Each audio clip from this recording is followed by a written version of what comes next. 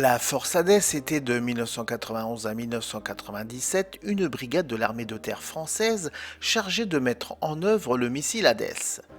C'était un missile nucléaire d'une puissance de 80 kilotonnes et d'une portée de 480 km destiné à être utilisé contre une attaque des forces du pacte de Varsovie.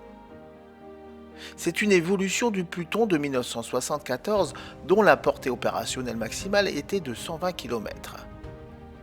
Hadès, successeur du Pluton, débuta en 1984. Il n'était cependant pas capable d'atteindre des cibles au-delà de l'Allemagne depuis la France. Le président François Mitterrand décrivait l'Hadès comme une arme pré-stratégique. La plateforme de lancement comprenait 2 missiles montés sur un semi-remorque, lui assurant une plus grande mobilité et une meilleure discrétion que celle du Pluton.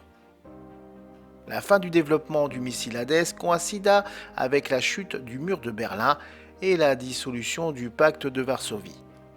Alors qu'il n'était même pas encore entré en service, l'Hadès perdait le rôle pour lequel il avait été conçu, celui d'ultime avertissement en cas d'attaque des forces du pacte de Varsovie. La force Hadès est mise dès sa création en posture de technique obsolète. Les têtes nucléaires des missiles étaient séparées des vecteurs.